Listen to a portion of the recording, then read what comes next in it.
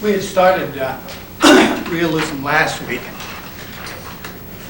Remember, it's a response to Romanticism, that way of looking at the world in an idealized fashion that we looked at extensively the last couple of weeks.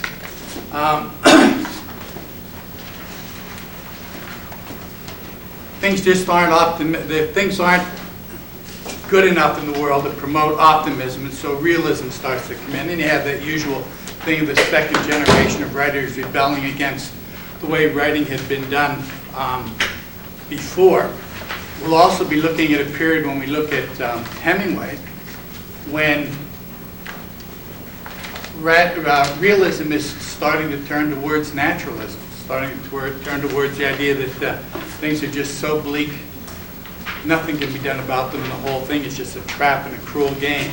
The realistic writers at first were pretty rich, and when they went out to describe the real world they described was their world. Gradually, though, they come to the realization that their world is only a tiny part of the real world. This is what starts to bend them towards naturalism, is the discovery that for the vast majority of humanity, life is a terrible struggle, which basically they're losing. And almost everybody except the rich loses. Their focus initially on the ethical choices that people make are largely because they're dealing with a class of people that don't have to worry about survival. When you got to worry about where your next meal is coming from and whether you're going to make it to tomorrow alive or not, ethics don't mean very much. It's only when all the basic necessities have been taken care of that people even bother thinking about ethics. You notice that in Hills Like White Elephants, the hero and the heroine, what do they do for a living? The hero and the heroine, the guy, Jig and the nameless guy, the American, in Hills Like White Elephants, they don't do anything. They're traveling around Europe having a good time. Are these ordinary working class people? No. No. Now this is after the First World War. And the European economy is tremendously depressed. And so American money's worth an awful lot. You didn't have to be super rich to go traveling around Europe having a good time. But they're still part of that upper middle class, lower upper class. They're not probably well, they might be, the moneyed aristocracy of America. So they don't have real jobs. Again, we're focused on that that group which isn't representative. That was another exception that people took, the early realists, that all their stories were about upper middle class people. And they said, well, if you're going to do the real world, then you ought to have representative people. You got to have somebody who represents the vast majority. You don't find them as much. Once you set out to say that the world has to have a one-to-one correspondence to the literature, and that when people read it, the truth of it is determined by when they look at the story and say, yes, that's what people are like, yes, that's what people would do in those circumstances, you have to try to bring in all of the different kinds of circumstances. Even Hemingway, who is certainly not wealthy when he starts out, he's not poor either.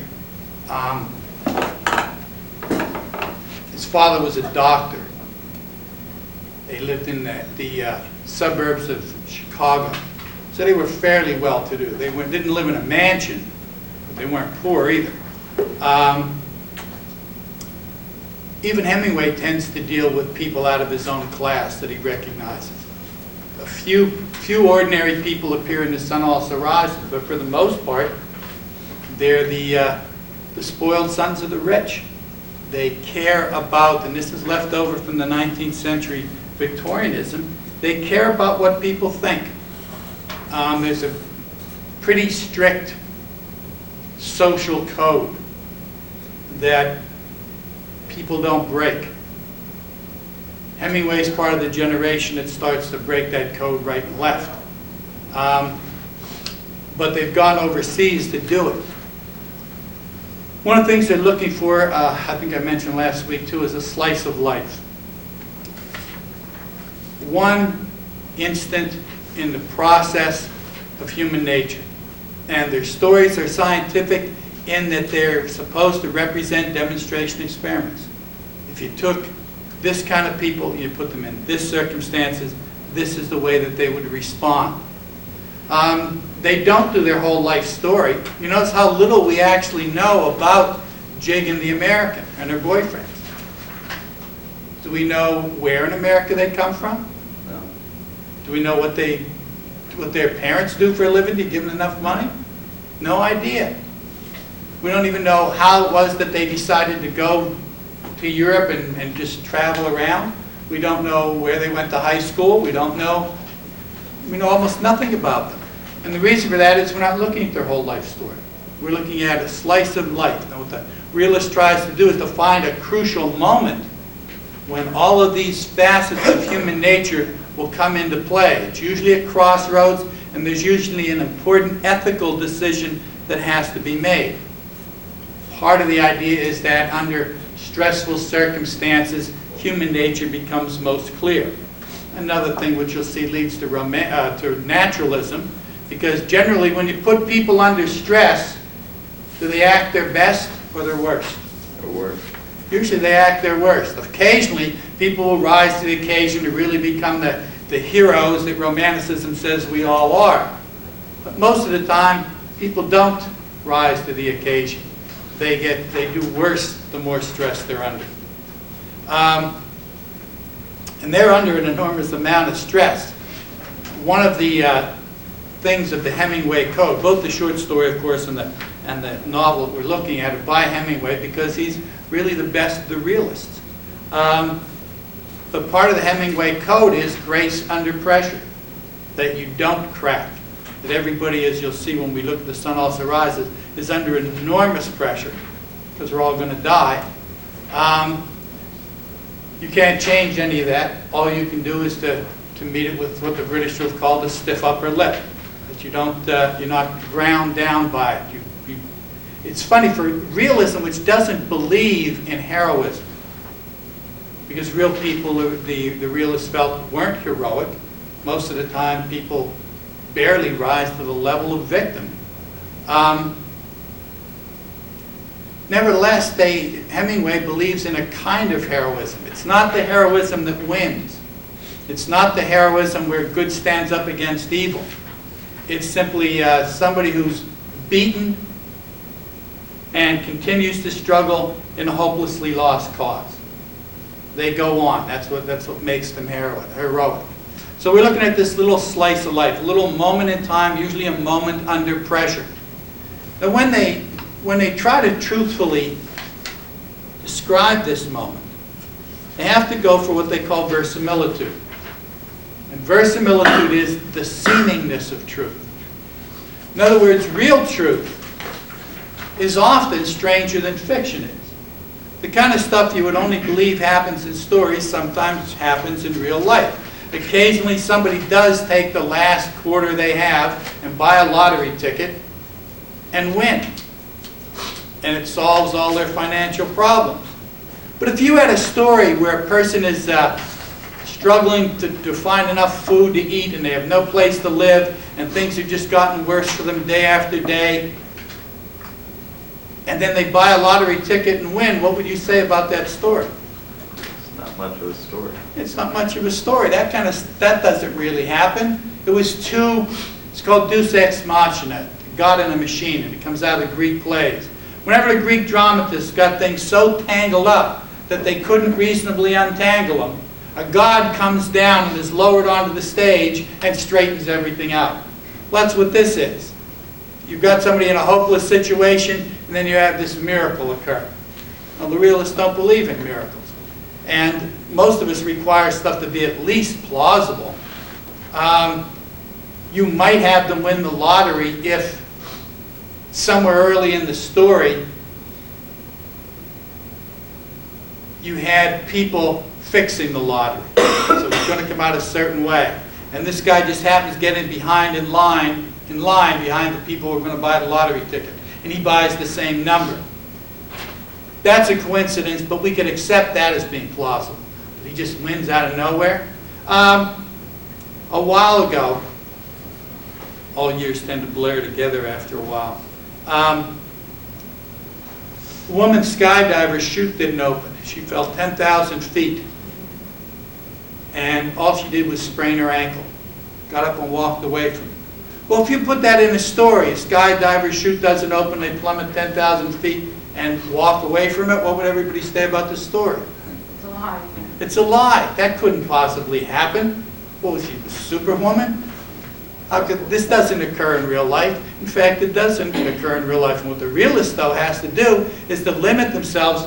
Even if a thing happened and you have the newspaper account of it, you still can't write the story that way because it has to have the seemingness of truth. It has to feel like, yes, that's the way things happen. So the seemingness of truth is likely to happen? Yes, it's what almost always happens. When you have that, and so it's not the extraordinary. In real life, extraordinary events do happen. The equivalent of miracles do occur occasionally.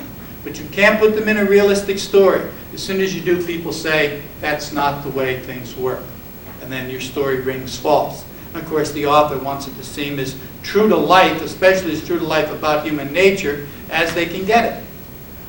Their attitude towards the audience is just the opposite of the Romantics. The Romantics didn't have any qualms at all about manipulating how the audience was going to feel. Remember, they would put those words in to try to stir up your emotions. They basically told you what the narrator felt, so you would feel the same thing. The realist doesn't try to do that at all. The emotions are completely out of bounds for the realistic writer. The realistic writer isn't involved in the action. Who's telling that story in Hills Like White Elephants? Is it the girl or the guy? The narrator. The narrator, this disembodied voice who we never see. Do we know what, now that's a story about abortion. Do we know what Hemingway's attitude toward abortion is? No, he never mentions it. The author never comes in and makes an authorial comment. He describes a very little bit about the scene. And when he does, we don't get any of the flowery descriptive adjectives intended to stir up your senses or intended to determine your emotional response to the story. Basically, we have just the facts. It's almost like somebody turned on a video camera and did a documentary on this brief moment in two people's lives. But there's nowhere where he tries to come in and manipulate us in any way. He gives things pretty much in chronological order. We get this moment and we have them do the things they might do in that little brief period of time, but he's not withholding things till the end. There's no surprise at the end of the story. In fact, is there even a resolution to the story? No, we don't know whether they get on the train. We don't know whether she gets on the train and decides and changes her mind when she gets to Madrid. We don't know if she goes through with it. We don't know what happens the rest of her life. It just stops. Because that's the way real life is. They're only doing a moment at a time. They're not following these people through the whole of their lives. Maybe if they had a novel, the author might do that. But even there, the odds are that there's no resolution. What's the resolution to The Sun Also Rises? There isn't one. Lady Brett's supposedly going to change her ways a little bit. But there's no guarantee of that. Her and Jake aren't any closer to resolving getting together and not getting together than they were at the beginning of the story. We don't even know what happens to half of the characters. Where does Bill Gordon go? Hemingway doesn't tell us. People come into the story and they go out again, but we don't follow them and find out all the loose ends and find out everything that happens to them like we do in a romantic story. Because realism doesn't think there is any big plan. They're not trying to tell you that everything makes sense in the story because everything makes sense in the world. There is some divine intelligence directing everything. The realist, natural laws govern what we do. But there is no individual plan for any of us. And it's not all going towards some reasonable and logical end. The end is the grave for the realist. Death ends everything. So they try to be truthful to the audience. They don't try to manipulate them in any way. They try to give you just the facts. That's why you notice that we don't know what's going on in the minds of the characters except as it's expressed in what they say. But when the American says to Jig, oh, it's just a little operation, they're just going to let a little air in, we don't have him thinking, boy, I hope she falls for this one. We don't know what he's thinking. He may really believe that himself. But we don't know. All we get is the external part. All we get is the outside. That's the really difficult thing about realism for a realistic writer is you're trying to get the reader to see what's going on inside people, but you can't go inside. All you can do is say what's happening on the surface and try to indicate what must be happening inside them. But you never, why can't the realistic writer go inside the minds of the characters? He's an observer. Sorry, Mr. Hunt. It would turn emotional. It would turn the story emotional. One, it would turn the story emotional. He'd be focusing on what they felt, which is not where the realists are. As an aloof observer, you're a scientist. You're observing animals. Do you know what's going on in their heads? No. No. You can't get in their heads. There is no telepathy as far as the realists are concerned. So he can't tell you what's inside the minds of the characters. All he can do is stand outside and observe them and tell you what they did and what they said. And if he selects that carefully enough, you may be able to make some guesses about what they were thinking, but he can never tell you. Where the romantic stories were intended to restore your atrophied emotions, to put you back in touch with your heart. Realism is aimed at your understanding. You're supposed to understand certain principles of human nature. When you come to the end of the story, the realist expects you to know what was going on, to have figured it out, but they don't expect that it's going to give you any great insight into the cosmic world, if there even is one. And they don't usually have a real point to give you anyway. It's just a description of, this is how the animals behave, this is what I observed, this is what they did, this is what they said. So the audience is intended to understand something, but not to feel anything. And if there was anything to feel, Hemingway doesn't give us any real indications whether we should like the American or we should dislike him, and if we dislike him, how much we should dislike him. Instead, he's supposed to be a typical guy his age in those circumstances. There's an attempt at scientific objectivity, and the longer realism goes on, the more the realists, and after the naturalists, see themselves as scientists. They're writing up observations of human beings, just the way any naturalist would write up his observations of any animal that he looked at. And to the realist, we're really animals. We're thinking animals. We have an intellect. I mean, we may even have a set of ethics, a set of moral standards. But they're not what's crucial. And the author has to imply them anyway. The author has to be the uninvolved observer. He's involved in the story like the romantics. It's going to stir up the emotions, like it is all the way back to classicism. The realists don't want to stir up the emotions. They want you to understand how people work. They don't necessarily want you to feel for them. Again, they're plumbing the experience to find underlying scientific laws. And that's one of the, I guess, what soured them so much was the basic law of human nature that they came down to was everybody looks out for themselves. Nobody in that story is thinking about, now of course it's not even really a baby yet, this is pretty early on. but nobody is thinking about what their consequences would be if that child gets born or not. In other words, Jig is deciding whether to have the abortion or not based on the fetus or what the fetus might become, but on her personal feelings, what she wants to do with her life, what she thinks is important. Her boyfriend is not worrying about her, he's worrying about him. So at the bottom, the underlying scientific law is probably it's the law of the jungle. That's what made them so pessimistic eventually. That's not as much morally correct. No, there is no morally correct in realism. There are people, now Hemingway implies that there's a moral code, but the people struggling to live up to it fall woefully short of it most of the time. I mean, there aren't really any heroes in The Sun Also Rises, and there certainly aren't any heroes in Hills Like White Elephants. There's nobody there doing what's good. There's not even a discussion of what's good. There's a discussion of what's practical.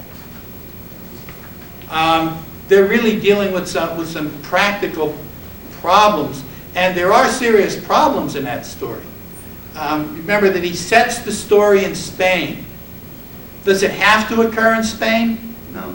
No, this could have been a diner in Jersey 10 minutes ago. In fact, this conversation is going on somewhere in America, probably right at this moment. Somebody's girlfriend's just told him he's pregnant, and they're trying to figure out what to do about it. And the dialogue will probably still run pretty much the same.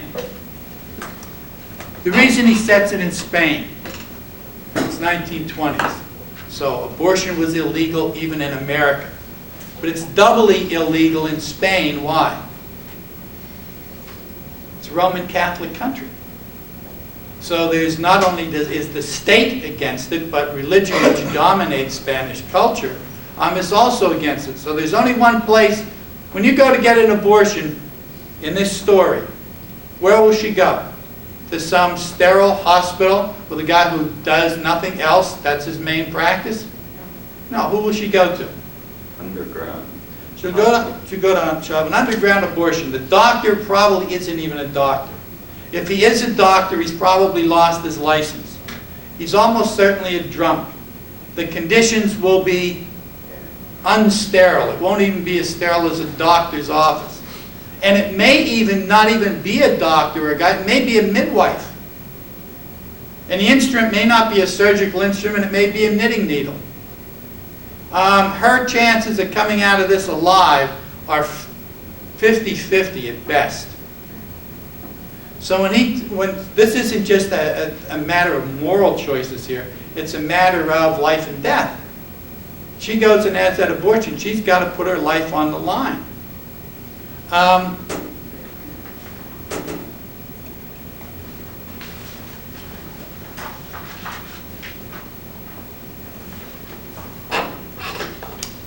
When we look at the prose itself, you don't have the flowery, elaborate, emotional prose of Romanticism.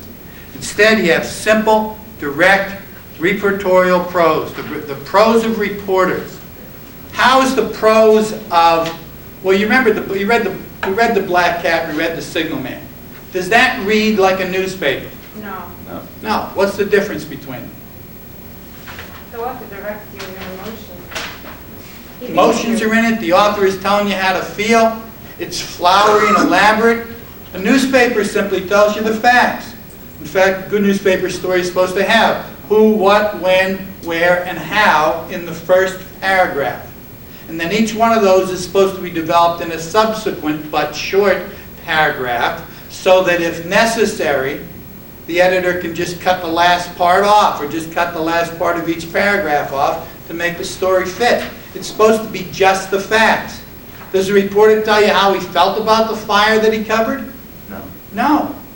He just tells you where it was, how many fire companies responded, what injuries occurred. He may occasionally try to add a detail or two to give it some feeling of humanity, but for the most part he won't. He's supposed to just be giving the facts. One of the big differences between Dickens, who seemed to be writing by the word, and Hemingway is that although they were both reporters, they were reporters in a much different way. Dickens invented a form of shorthand because his job was to cover the political debates in Parliament. And he was the only reporter who could take down everything everybody said for 3 hours. Everybody else had to take cursory notes. And so he could reproduce the entire session word for word. So he got famous, he got successful as a reporter by having more and more and more detail. Hemingway worked at a time when the newspapers didn't carry the whole length of a debate, and he didn't cover debates anyway. He covered the action news. And so and he was a war correspondent. And his prose is as brief as possible. So he got rewarded for how much of a story he could tell in as few words as possible. Now when we look at the prose in Hills Like White Elephants, if you look at the very first description, it's completely different from what we saw in either The Black Cat or The Signalman. First of all, it's short. Secondly, it just gives you the barest essentials of the setting. The hills across the valley of the Ebro were long and white. On this side there was no shade and no trees, and the station was between 2 lines of rails in the sun. Close against the side of the station there was a warm shadow of the building and a curtain made of strings of bamboo beads hung across the open door into the bar to keep out flies. The American and the girl with him sat at a table in the shade outside the building. It was very hot, and the express from Barcelona would come in 40 minutes. It stopped at this junction for 2 minutes and went on to Madrid. He doesn't say, it was a desolate and bleak landscape. There were no clouds in the sky. The sun beat down, drying out and killing everything. It was a place where nothing would ever be born. That's the way a romantic would describe it. You notice in that there's a lot of words that intend to influence your emotions. This tells you this is what the building was like. It was in a valley. It was between 2 railroads, 2 lines of rail lines, and the train was coming. When he gives you detail, it's incidental detail. It's detail that sort of establishes the place, but it doesn't have any effect beyond that. The woman brought 2 glasses of beer and 2 felt pads. She put the felt pads and the beer glasses on the table and looked at the man and the girl. The girl was looking off at the line of hills. They were white in the sun, and the country was brown and dry. Why add that thing about bringing in the 2 glasses of beer and the felt pads? Because that's the way it would have been. If you stopped at a little bar at a tiny railroad station, it would have brought you 2 beers and little pads to keep the rings off the table so they didn't have to clean them off as much.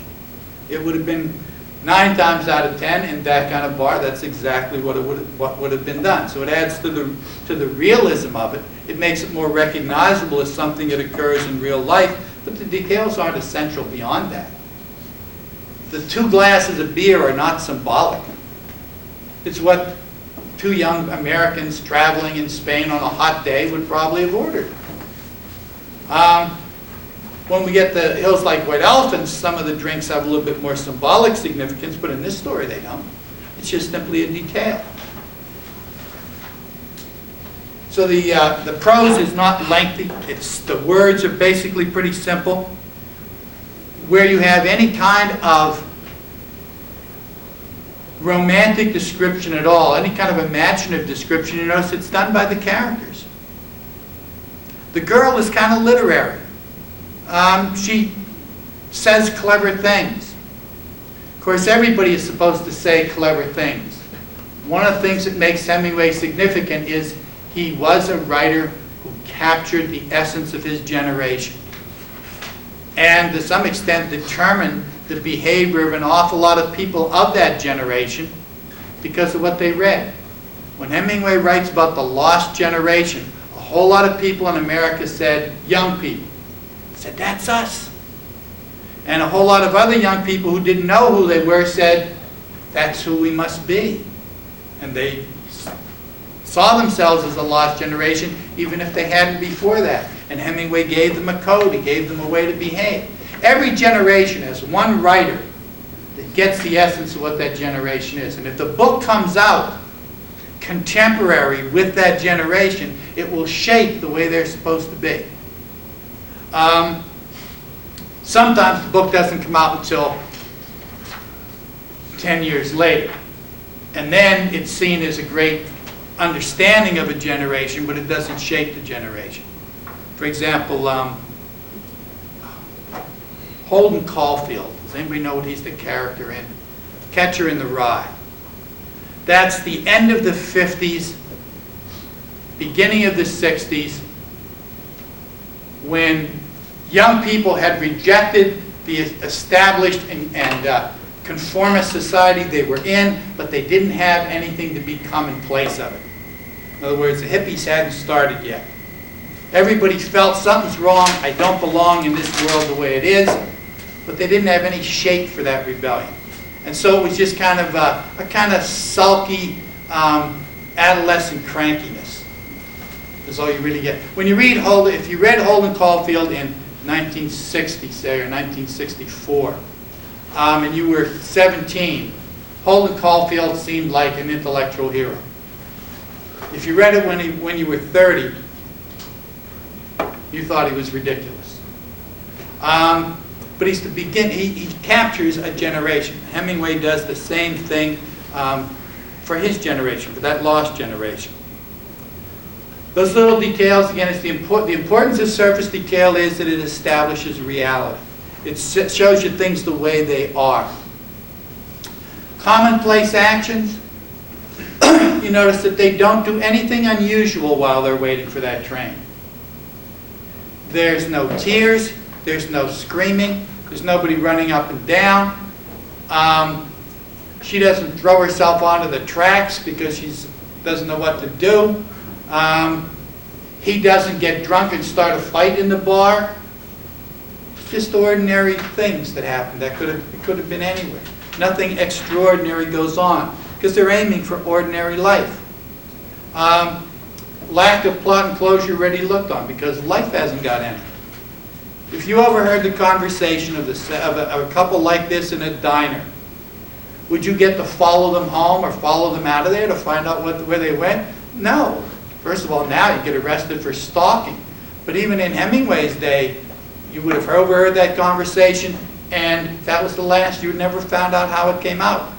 And of course, the realist, that's what happens with the world. You die, and you don't find out how it came out. Democratic, commonplace, everyday subjects. Although these are not working class people, they were fairly common. There were a lot of people like this. And there were a lot of people who, even if they didn't have the money to live this life, still saw themselves as that kind of people, that that's what they would have wanted to do. Representative types. Ordinary middle-class people drawn from life. These are upper middle class, but they're still not the absolute wealthy. And they're typical. There's only once that the girl's name is even mentioned. Why is that? Don't need to know her name. You don't need to know her name. All you need to know is she is the typical young woman who's gotten herself pregnant. That's all you need to know about her. And she said, oh, and she's an American. We need to know she's an American. Why do we need to know she's an American? Why couldn't she be French or Spanish? Are Americans the same 1920 or even now as Spaniards or Frenchmen or Englishmen? No, there's a certain approach to the world. If she were Spanish, there'd be a lot more struggle going on within her about whether an abortion is the right thing to do, whether she'll be damned or not. Religion would have a huge, huge part to play in her decision making. It has almost none. You notice that religion is never mentioned in this story. She has no recourse to it at all. She never brings it up. She never says, I was taught this was a bad thing. Or instead, she's a modern, a young modern. That's what they thought of themselves as, young moderns. These are the flappers. These are the that generation of the Roaring '20s, who just had a good time as much as they possibly could. But it was a frantic kind of good time, because they lived in a despairing world, as you'll see the people in The Sun Also Rises do. But they're Americans, and Americans aren't as bound by tradition or by religion. So Hemingway doesn't have to deal with those social issues. This is a purely individual issue. And Americans tend to be individualists. Especially then in the 20s, Americans were seen as iconoclasts. They were image breakers. They were people who didn't follow tradition. They didn't even know what the tradition was. Europe has this long tradition that everybody had been part of and lived by. And even when they broke that tradition, they knew what the traditions were. Americans just did what they felt like doing. Americans were far more individualistic. So as soon as he says they're Americans, it means there's a whole lot of things he doesn't have to deal with in the story. And of course, he's writing for an American audience, too. The characters are more important than the plot, because the plot never gets resolved. Whether she has the abortion or doesn't, we never find out. The whole focus of the story is how these two young people deal with that issue. And how what they do affects them. Well, they're responding to an ethical crisis. And they're responding to a practical crisis as well. It's not like they're without options. Although some of their options have really been canceled for them. In other words, they really only have two choices. Your girlfriend comes and tells you you're pregnant. What are your two choices? Keep it or don't. Keep it or don't. Well, can you just keep it and live together and have the child? Not in 1920. Your two choices are get an abortion or get married. You don't have the option of saying, hey, that's really tough. You're probably going to have a hard life with this kid, and bail out. I mean, you won't go to jail if you do that. But remember, these are upper middle class people. They live in a social circle. This guy, if he bailed out on his girlfriend, she goes home pregnant and has to have the baby and has to give it up. Nobody ever forgets that. When he goes home, his parents won't talk to him. None of his friends will talk to him. Nobody will invite him anywhere. He'll be a social outcast. You could do that, but almost nobody would have been able to have the courage to do that, to absolutely abandon everybody they knew in the little social circle they grew up in. So the two choices really are get married, get the abortion. Hemingway doesn't tell us what the guy wants, but we can probably make a pretty good guess. He wants the abortion. He wants her to have the abortion. How do we know that? He never tells her, get the abortion. I'm sick of you, frankly. I don't want to have anything more to do with you. He tells her, I won't force you to do anything you don't want to do. I wouldn't make you do anything you want to do. I'm a nice, it's completely up to you. He wasn't too thrilled about it either. I'm sorry? He wasn't too thrilled about it either. Now, how do we know that? I mean, he isn't. You're right. He definitely isn't too thrilled about it. What's he trying to talk her into doing? Getting an abortion. When he talks about the abortion, he doesn't say, look, this is Russian roulette with 3 bullets in the gun. You can die if you do this. I mean, yeah, maybe you'll get lucky, but I don't want to risk losing you. He never brings... What does he say about the risk? It's all natural. It's all natural. You're just going to let a little air in. It's just this little thing. It's not this little thing. It's a huge thing. So either he knows that, and he's trying to manipulate her into getting the abortion, or he can't not know how dangerous this is. Everybody knew about abortions. Everybody knew about people dying from abortions, which they did with regularity. So he's got to know how dangerous this is. He may be lying to himself and convincing himself. In other words, when he says to her, it's only a little thing, he may really want to believe that. We don't know. I mean, but it also may be that he knows how dangerous it is, but he'd much rather go to her funeral than go to the wedding. so he's trying to manipulate her into it. And the manipulations are subtle. He says, I wouldn't make you do anything. It's not very dangerous. It's really up to you. Everything will be fine if we do this.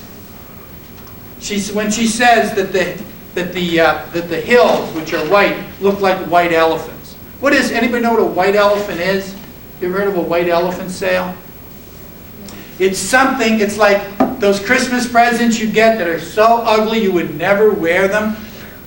Or it's this hideous picture you get from somebody and you really want to get rid of it, so you put it in a garage sale. It's something that it's a gift that you want to get rid of. It's something like somebody dies and leaves you a big 14-room house that it costs $8,000 a month to heat. That's a white elephant. I mean, it's a gift. They did give you a house, but you can't possibly afford to run it. And you can't sell it. Nobody really wants a white elephant.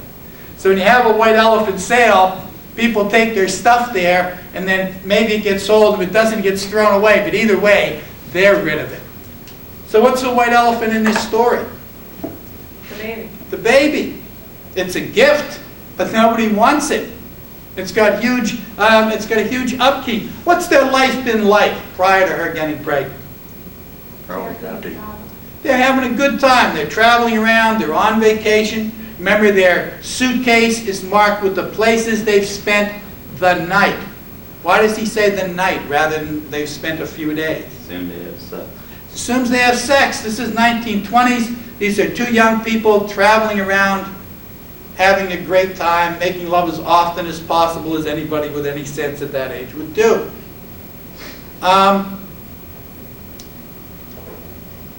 They're having adventures. She talks about, she says the mountains look like white elephants, and he doesn't say anything. He says, I've never seen one. Normally when she says the mountains look like white elephants, what would he say? Yeah, that's so clever, that's so imaginative. What a wonderful insight, what a clever thing to say, how amusing. He told her how brilliant she was.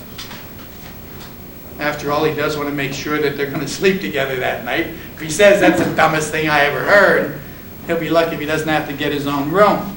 But now he doesn't think much of it. And she says later on that you would have, in the past when I said things look like white elephants, you would have thought that was brilliant.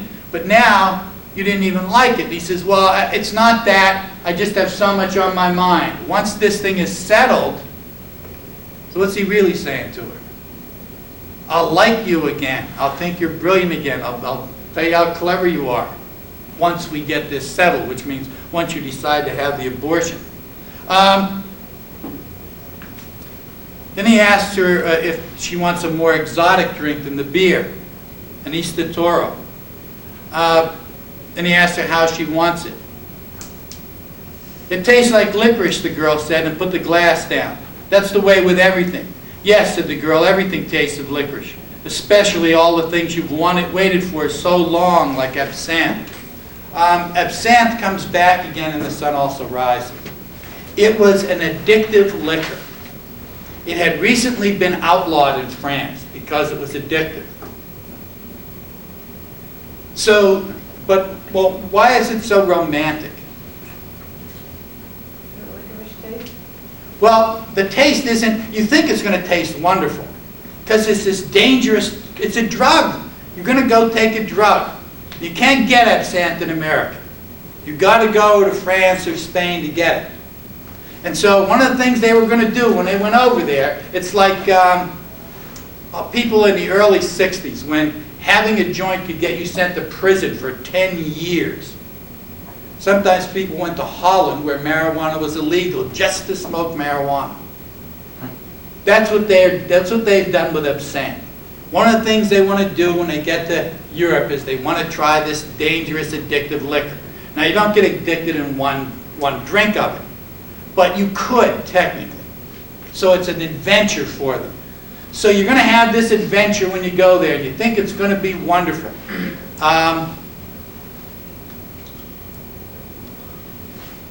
Peyote was very popular in the 60s. And if you took peyote, you were supposed to have these magical visions. And so people were like that. They went and took peyote. And then they threw up for 3 hours and had a couple nightmares with their eyes open. And it wasn't what they thought it was going to be at all. And neither was absinthe.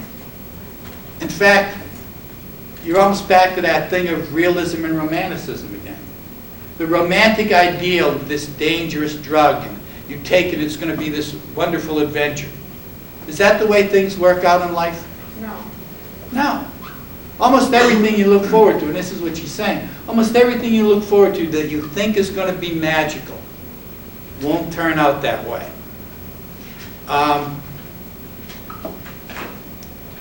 Sex the first time. Is it like it is in the romance novels? No, there's generally a lot of ineptitude involved. I mean, it's not always the best experience of your life, and it certainly isn't the fantasy that you thought it was going to be. And of course, you get better at it, but initially, it's not the fantasy, it's not the ideal, and neither was absinthe. And she says, isn't that what we do? Travel around and try new drinks, try new things. And none of these adventures ever really live up to what they're supposed to be. Now, before the baby came along, before she got pregnant, she was perfectly happy living that way. Because compared to being back home in Chicago or back home somewhere in the Midwest in America, it did look pretty good. In other words, if you compared their adventures with real life in America, it did look pretty romantic. If you compare their adventures to what their ideal of them were, it falls pretty short. And that's the way almost everything is. When you compare it with somewhere else, it looks pretty good. When you compare it with the best that it could be or what you thought it was going to be, it never really measures up. And he says to her, well, it'll be like that again. We could have everything. Is he right? No. No. Can they go back to the way they were? No. No. That's done. There is no possible happy ending for this story. If she has the abortion, will her relationship go back like it was? Happy-go-lucky, carefree, saying clever things, partying all the time? No. Why not? She'll feel bad about it. She'd probably feel bad about it. And even if she doesn't feel bad about it, one of the reasons why sex was so great for them was, and it's generally this way when you're young, you have what's called infantile omnipotence. It can't happen to me. Happens to everybody else, but it can happen to us. So they never worried about whether she was going to get pregnant or not. Was it likely in reality that she would? Yeah. Yeah. Absolutely. There's not much in the way of birth control. Effective birth control anyway. So she's almost a dead certainty to get pregnant sooner or later, and yet they went on as if that was never going to happen. Well, now it happened.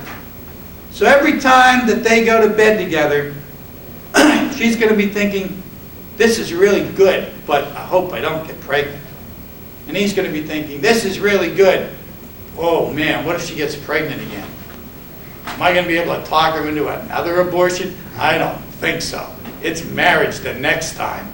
Do I really want to spend my life with the same woman? Have I really used up my youth completely now, and am I ready to settle down? Well, what happens when you think during sex? Emotions go down. Emotions go down, but things get better when you're thinking, this is certainly good, I'm having a good time, I wonder what the weather's like. No. No, it's a distraction. Before, they were 100% paying attention to what they were doing. Now, 10, 20, 30% of their mind is dealing with the consequences. And the consequences are not very erotic. They're not very, they're not going to add to your passion. They're going to be taken away from them. So the sex is not going to be what it was. And the wild adventure is not going to be what it was. Yeah, you get drunk, you drive on little narrow roads up mountains in a mountainous country. What's going to happen sooner or later? You're going over the cliff, you're going to get killed. So before, when nothing could happen to you, you could ride like that and not care and worry about it in the least because it can't happen to you. But now, something that couldn't happen to them happened to them. So it means all those other things they thought they were immune to can happen to them as well. So all of their fun's going to get cut down. What's the, how many of you think that if she has the abortion, they'll be together in 6 months? I don't think they'll make 2 weeks myself. They certainly aren't going to make 6 months. For one thing, even now, she isn't necessarily against the abortion. Does she want to stop having fun and become a mommy and have all that responsibility and have no more traveling around? No, she's young and she loves a good time too. So she's got her own motivations for having this. This isn't entirely him pushing her into this. However, much as she may want the abortion herself, and even if you've already decided you're going to get rid of it, when you tell your boyfriend you're pregnant, what is it you hope he'll say? Well, that's great. Let's get married. That's great, let's get married. And he hasn't said that. Is she going to forget that? No.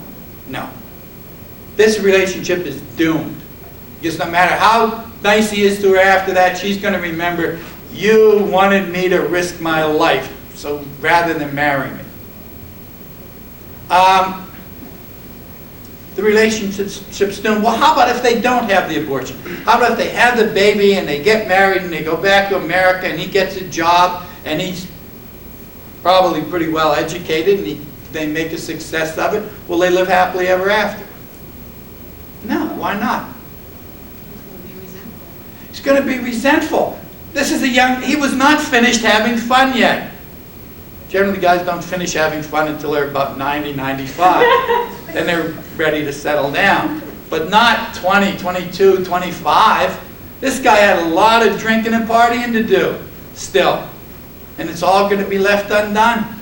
And he isn't going to say, oh, well, we got ourselves into that circumstance. What's he going to say? You weren't careful enough. You got pregnant. I didn't get pregnant, did I? No, it was you. It's your problem. It's your fault that we're in this mess. Well, how about her? If they get married, is she going to live happily ever after? No. No. Same thing. She got cheated out of her youth. She's going to blame him.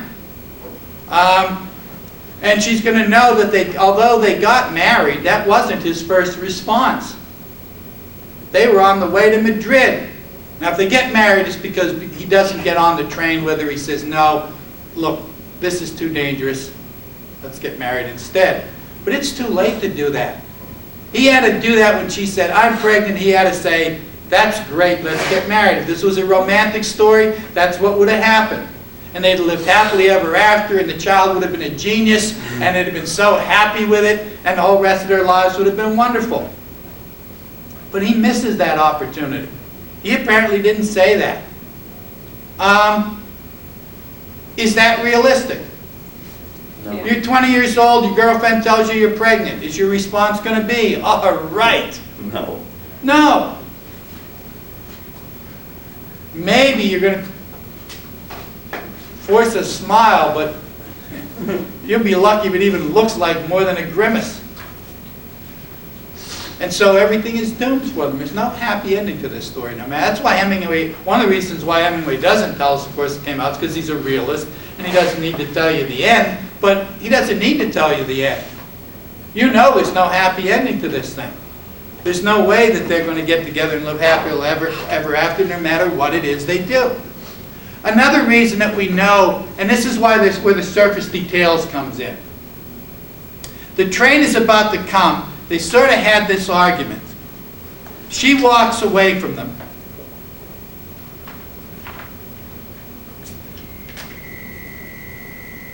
I'd better take the bags over to the other side of the station, the man said. She smiled at him. All right, then come back and we'll finish the beer.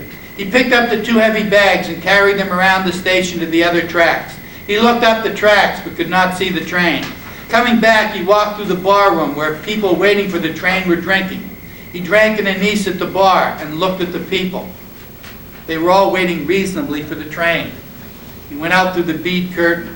He was sitting at the table and smiled at her. Do you feel better, he said. I feel fine, she said. There's nothing wrong with me. I feel fine. What does it mean when he takes the bags to the other side of the station? That we're getting on that train. We're getting on that train. It's up to you, but I'm going to take the bags over here where we get on the train. So what's he really telling her?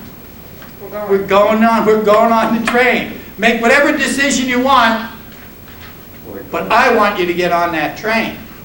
Why is it important that he doesn't go right back to her? He says he's going to take the bag. She smiles. She says, come back and we'll finish the beer together. And he goes and stops in the bar. Let her think of it? He's not going right back to her. One, he's letting her make the decision, but he also doesn't want to be with her. And you notice why doesn't he drink another beer in the bar? Why is it in Anis de Torah? Change. It's the change, it's the magic drink. It's not an affair, but it's the precursor of one. He's having this secret drink by himself. She's not part of it. The romance is still going on. He's not giving that up. And he's having the drink in the bar so he doesn't have to go back and face her for a while. And he needs a drink to go back and face her. Because he knows it's all over. And she knows it's all over. We have typical people. We have a typical situation. We have a typical, there isn't all that much of an outcome. But what they do and say in it is exactly what we'd expect people their age, in their circumstances, to do. In other words, when we measure it against human nature, it rings true. You probably know guys like this. You probably know women like her. That shows Hemingway was telling the truth, that he had an insight into human nature, that he really knew what was going on. The story feels like it's true. It wouldn't surprise me if Hemingway was sitting in a railroad station and overheard a conversation, something like this, and put it into the story. That's one of the things the realists do, is they draw on real life. When you look at The Sun Also Rises, everybody in that book is based on somebody Hemingway knows. He didn't make any of those characters up. He took real life people, situations he had seen them in, although not necessarily together, and made a story up around it. But he doesn't start with purely abstract characters. Do you think, for example, that Edgar Allan Poe had ever met an axe murderer and talked to him at any length? No. No. He made him up completely out of his head. Of course, there's probably an axe murderer that lives in everybody's head. But Poe got him out of his imagination. Hemingway gets people out of real life because he's the scientist. These are really his observations that he's putting down. Focused on the external manifestations of an internal struggle to make ethical choices. And that's what you have. You have what's going on outside these people, while inside they're struggling to decide what's right and what's wrong about their situation, what they should do about it. We never get inside them. We only have, is this thing affecting them? Is this question of having the abortion affecting them, or are they just immune to it? Affecting. Yeah, it's affecting them enormously. First of all, you notice that they don't talk at length. It's little, short bursts, which is the way people really talk. Remember, the more emotional you get, the shorter your speech gets, the less flowery it gets. That was one of those things that seemed so artificial in those two romantic stories, was people talking not only complete sentences, but complex, compound sentences, with a whole lot of parenthetical phrases and things. These sentences aren't like that. They're little pieces of dialogue that go back and forth. So we can tell just by the shortness of their sentences that they're upset, and by what they do, and by the fact that they're a little bit annoyed with one another. They don't have an outright argument. They don't yell at one another, but everything she says, he contradicts. Everything he says, she contradicts. She says, he says, we could have all this. And she says, no, we can't. It's already gone. It's too late. things will be back the way they were. No, they won't. So everything goes, so we can see the conflict in the fact that even though she's contradicting him over little things, like not having that drink, it still represents the turmoil that's going on underneath the surface. So what we deal here with is internal, intellectual landscapes. We get a description of the physical landscape, but that's not what the story's about. The story's about what they're thinking while they're responding to one another. And the story is pessimistic. There's no hope for a happy ending in this story. And of course, there's no hope for a happy ending in The Sun Also Rises either. Let's take a break until 3 o'clock. Was there anything I was supposed to get?